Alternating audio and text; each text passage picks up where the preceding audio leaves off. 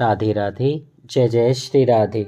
श्री हरिवंश राधा वल्लभ लाल की जय हो। सभी संतों हरिभक्तों की जय हो। पूज्य गुरुदेव महाराज की जय हो। श्री हरिवंश महाप्रभु की जय हो।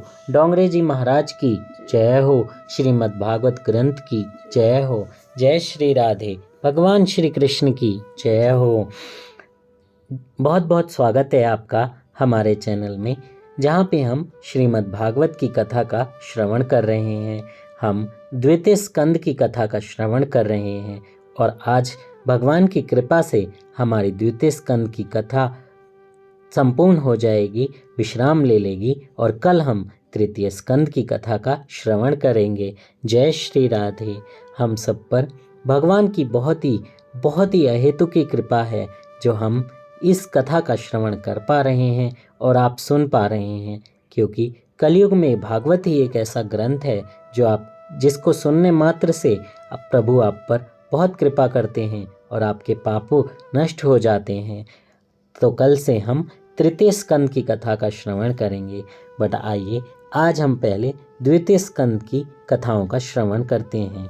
जय श्री राधे। श्री हरिवंश। लेकिन उससे पहले आइए श्लोक का श्रवण कर लेते हैं।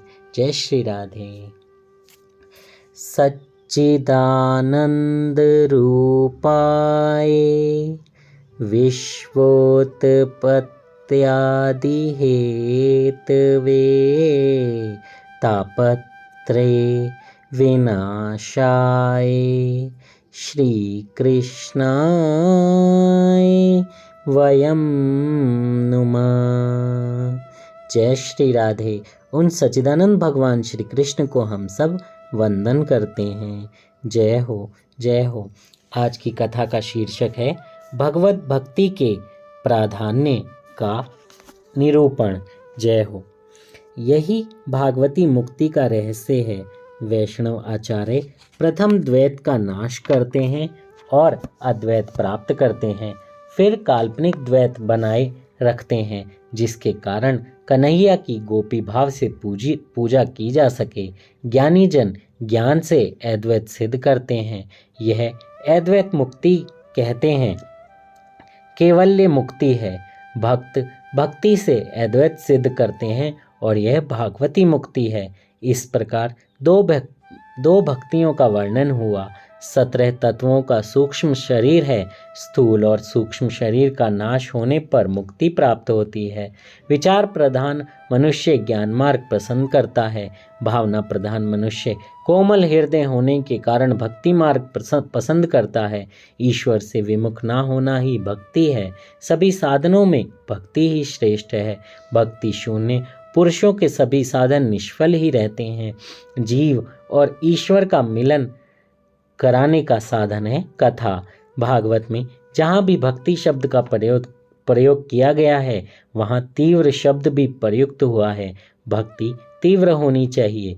बिना तीव्रता के साधारण भक्ति से कुछ नहीं होता। तीव्रेण भक्ति योगेन यजेत पुरुषम परम।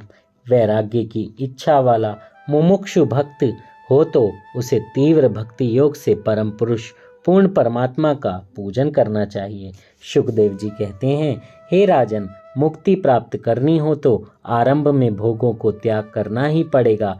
भोगी ज्ञान तथा भक्ति मार्ग में आगे नहीं बढ़ सकता। भोग भक्ति में बाधक है और ज्ञान में भी।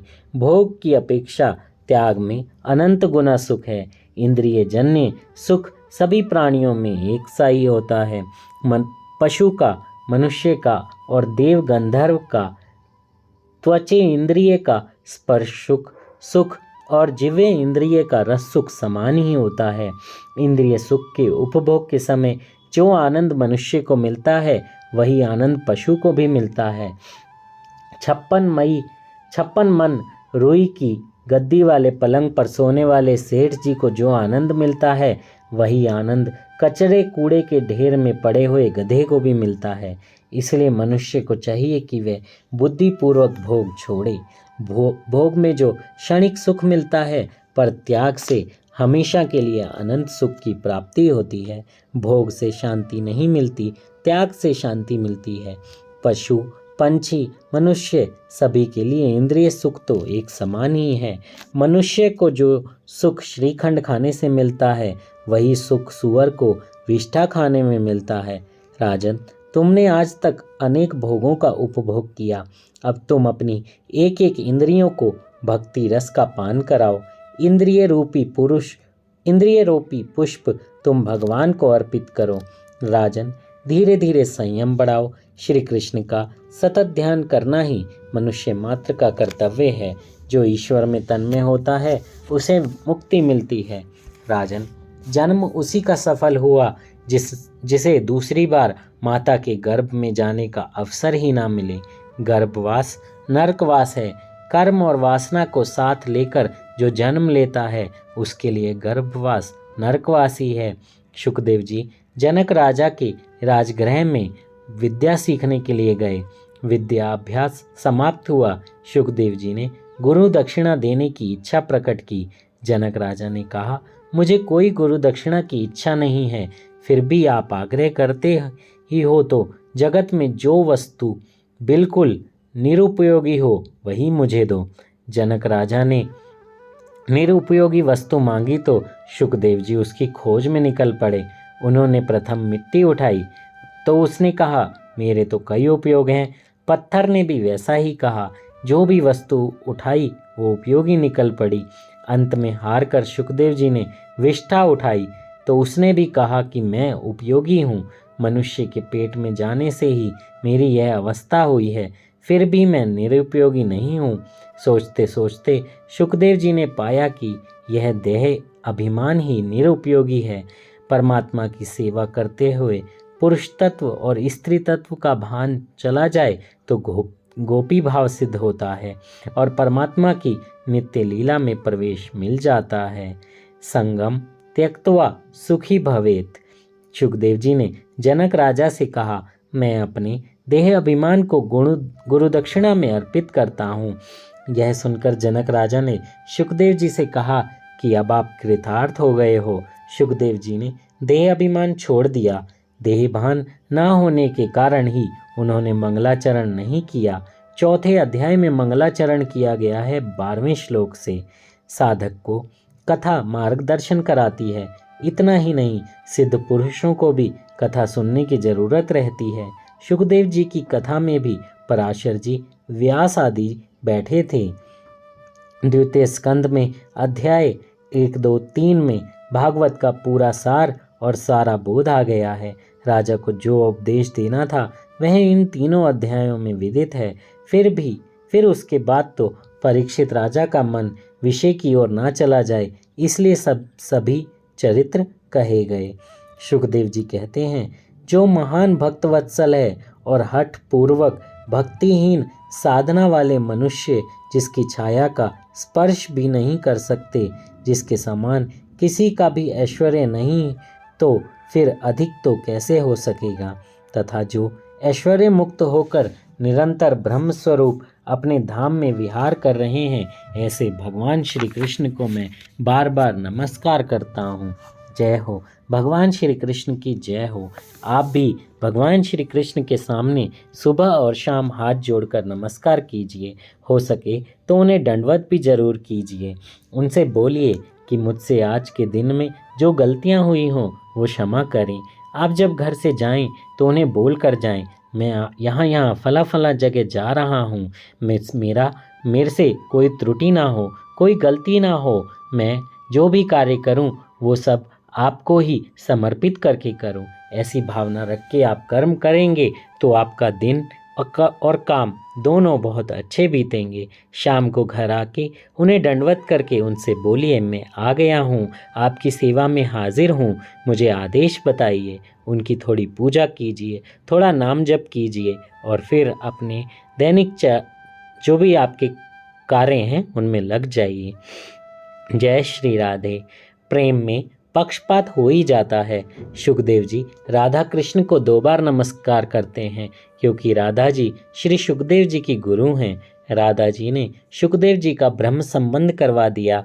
इस श्लोक के राधसा शब्द का अर्थ कुछ महात्मा राधिका जी भी करते हैं। शुकदेव जी पूर्व जन्म में तोता थे। वे रात दिन हरे भरे निकुंज में राधा का नाम सतत रटते रहते थे। शुकदेव जी श्री राधा जी के शिष्य हैं।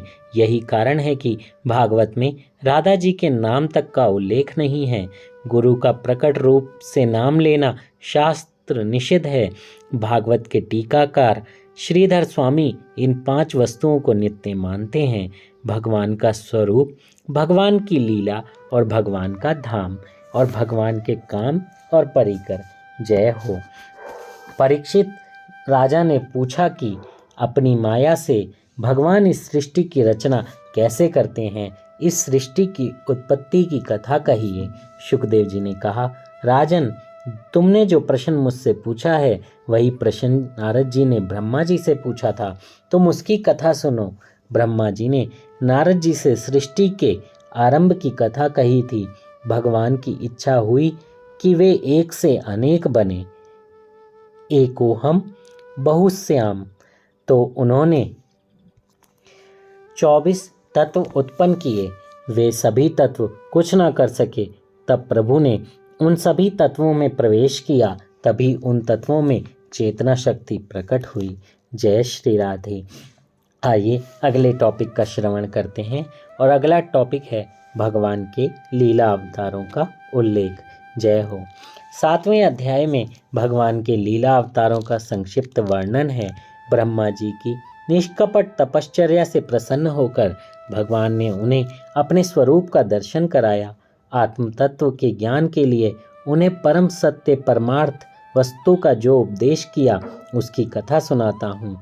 आदिदेव ब्रह्मा जी ने अपने जन्म स्थान कमल पर बैठकर सृष्टि रचना की इच्छा से सोच में डूबे हुए थे। फिर भी जिस ज्ञान दृष्टि से सृष्टि की रचना की जा सकती थी वह प्राप्त न हो सकी।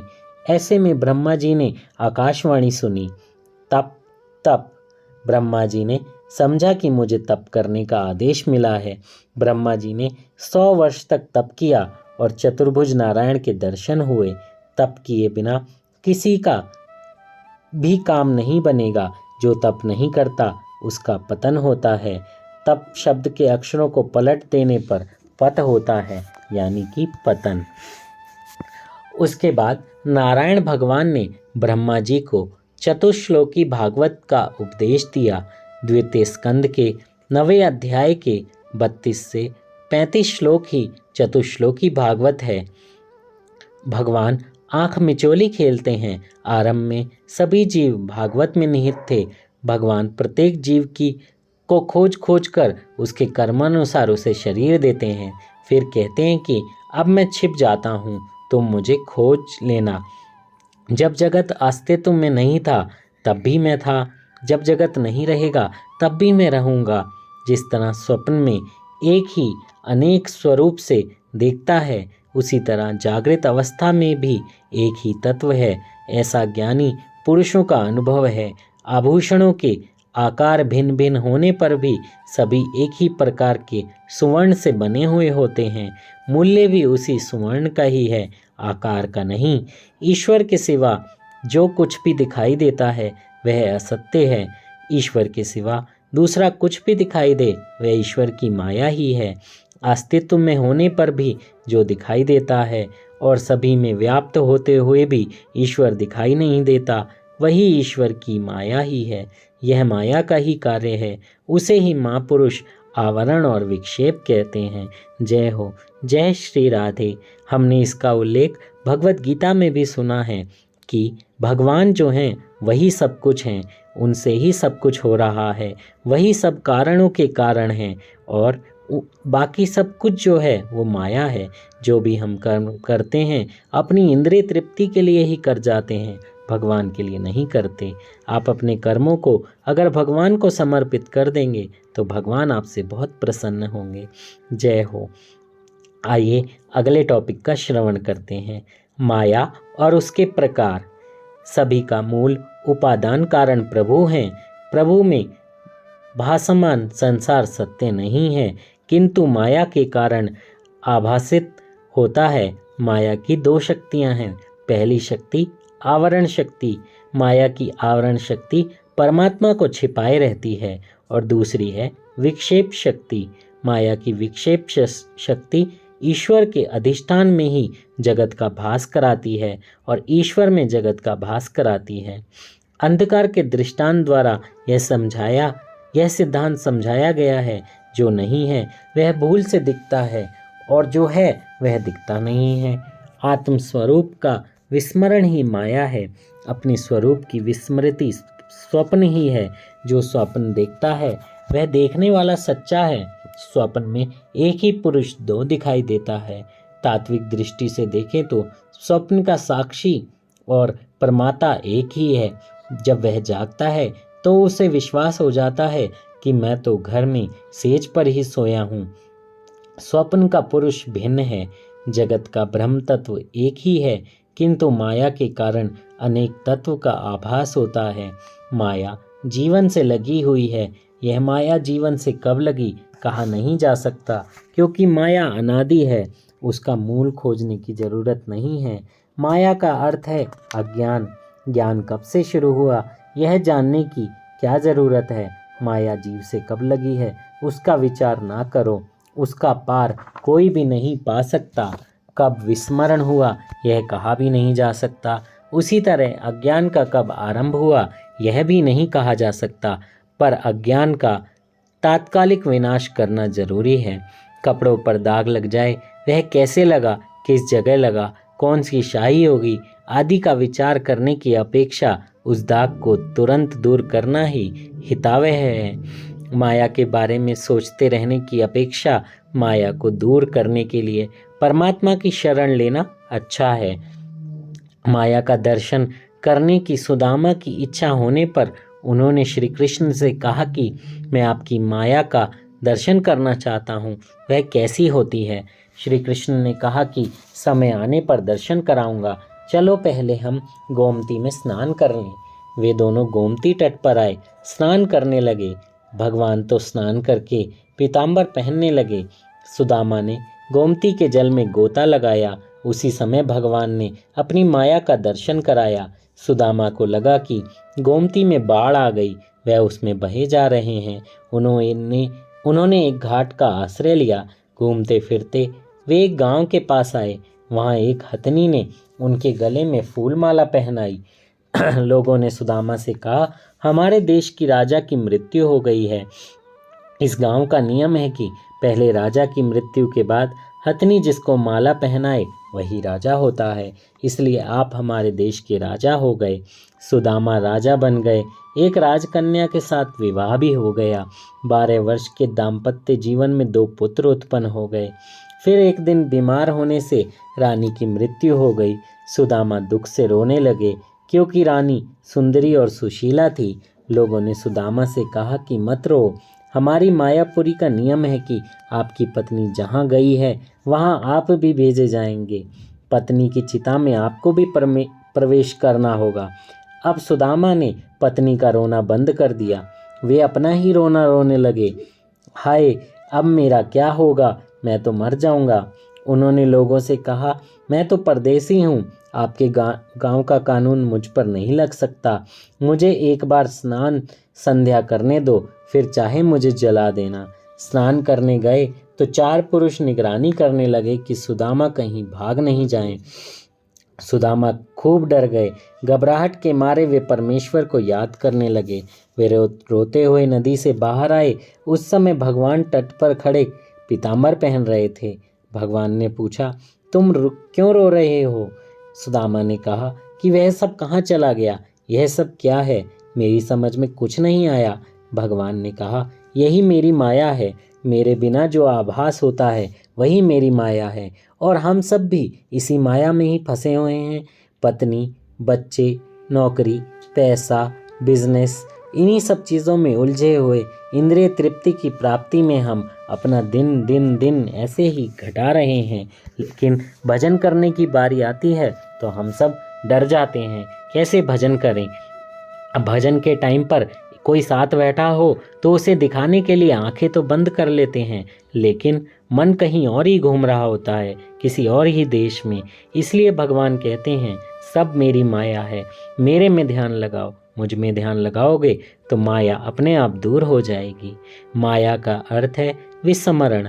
माँ निषेधात्मक है और या हकारात्मक। इस प्रकार जो न हो उसे दिखाए वह माया है। माया के 3 प्रकार हैं, स्वमोहिका, स्वजन मोहिका, विमुखजन मोहिका। जो सतत ब्रह्म दृष्टि रखता है उसे माया नहीं पकड़ सकती। माया जीव से लगी हुई है, यह सिद्धांत तत्व दृष्टि से सच्चा नहीं है। माया नर्तकी है, वह सबको नचाती है। नर्तकी माया के मोह से छूटना है तो नर्तकी शब्द को उलट दो और तब होगा कीर्तन। कीर्तन करोगे तो माया छूटेगी। कीर्तन भक्ति में हर एक इंद्रिय को काम मिलता है, इसलिए ही महापुरुषों ने कीर्तन भक्ति श्रेष्ठ माना है। माया को पार करने के लिए माया जिसकी दासी है उस मायापति परमात्मा को पाने का प्रयत्न करो। माया की पीड़ा से मुक्ति पाना चाहते हो तो माधव राय की शरण में जाओ। मामेव ये प्रपद्यन्ते तरन्ति ते। मुझे जो भजते हैं वे इस दुस्तर माया अथवा संसार को पार कर जाते हैं। तस्मात् सर्वात्मना राजन हरि सर्वत्र सर्वदा श्रोतव्य कीर्तितव्यश्च समर्तव्यो भगवान नृणाम। राजन, इसलिए मनुष्य को चाहिए कि वह हर किसी स्थान में और हर किसी समय अपनी संपूर्ण शक्ति से भगवान श्री हरि का श्रवण, कीर्तन और स्मरण करता रहे। माया की अधिक चर्चा ना करे। ब्रह्मा जी ने नारद को ऐसी आज्ञा दी थी कि माया जिनकी दासी है ऐसे मायापति परमात्मा के चरणों का आसरा लेकर प्रभु भक्ति बढ़े, उस तरह से इस सिद्धांत का प्रचार करो। नारद जी ने वह उपदेश व्यास जी को दिया और व्यास जी ने उन 4 श्लोकों के आधार पर 1000 श्लोकों का भागवत शास्त्र रचा। जय हो, जय श्री राधे। आइए 1 मिनट के लिए हम भी भगवान का कीर्तन करें, क्योंकि कीर्तन ही सबसे सिद्ध साधन है भगवान को पाने का। जय हो। हरे राम राम राम हरे हरे, हरे कृष्ण कृष्ण कृष्ण हरे हरे, हरे राम राम राम हरे हरे, हरे कृष्ण कृष्ण कृष्ण हरे हरे। जय श्री राधे। श्री हरिवंश जोर से बोलिए। राधा रानी की जय हो, भगवान श्री कृष्ण की जय हो, भगवान के कीर्तन की जय हो। आप भी अपने घर में 15 से 20 मिनट तक डेली कीर्तन जरूर करें। राधा राधा नाम जप की माला जरूर करें। कृष्ण कृष्ण नाम जप जरूर करें और राधा राधा बोलते हुए अपने इस वाणी को प्रभु सेवा में लगाए रखें, क्योंकि वाणी, आँखें, कान, मुंह सब भगवान को अगर आप समर्पित कर देंगे तो सब कुछ अच्छा होने लगेगा। राधा श्री राधा राधा राधा राधा राधा राधा राधा राधा राधा राधा, लाडली राधा किशोरी राधा, लाडली राधा किशोरी राधा, श्री राधा राधा राधा राधा राधा राधा राधा राधा राधा राधा राधा श्री राधा। जय श्री राधे। श्री हरिवंश आज की कथा को यहीं विश्राम देते हैं और कल से हम तृतीय स्कंद की कथा का श्रवण करेंगे। बहुत ही दिव्य कथाएं आने वाली हैं। आप भी ज़्यादा से ज़्यादा लोगों तक हमारी कथाओं को शेयर कीजिए, भागवत की कथा को शेयर कीजिए और ज़्यादा से ज़्यादा लोगों तक बोलिए कि ये कथा का श्रवण ज़रूर करें। जहाँ से भी हो कहीं से भी हो, चाहे हमारे वीडियो के थ्रू, चाहे कोई भी भागवत कथा करता हो, जो भी संत जन करते हैं उन सबको मेरा भी दंडवत प्रणाम। और जहाँ से भी भागवत श्रवण आपका होता हो वो ज़रूर कीजिए। जय श्री राधे। और एक बात मैं कहना चाहूँगा, हमारा ऑनलाइन बाल गुरुकुल भी है, जिसमें हम 5 से 10 वर्ष के बच्चों को और 11 से 15 साल के बच्चों को भगवान श्री कृष्ण की कथाएं, सनातन संस्कृति के बारे में जो भी शिक्षाएं हैं, माता पिता का आदर, गुरुदेव का आदर, अच्छे अच्छे आचरण अपने जीवन में कैसे करने हैं, ये हम सिखाते हैं। ये क्लास संडे को एक घंटे के लिए होती है, एवरी वीक, यानी रविवार को। अगर आप भी अपने बच्चों को इसके साथ जोड़ना चाहते हैं, या आपके आस पड़ोस में जो भी बच्चे हैं अगर आप उनको भी जोड़ना चाहते हैं, तो कमेंट बॉक्स में हमें नंबर लिखकर भेजिए, हम आपसे कांटेक्ट करेंगे। और अपने बच्चों को भी आप इस सनातन धर्म संस्कृति में जोड़ के भगवान नाम के सहारे उनके जीवन को अभी से एक आदर्श जीवन बनाइए। जय श्री राधे, श्री हरिवंश। जल्दी से हमारे चैनल को सब्सक्राइब कीजिए और शेयर भी कर दीजिए और बेल आइकन भी दबा दीजिए। जय श्री राधे। राधा वल्लभ लाल की जय हो, जय हो, जय हो।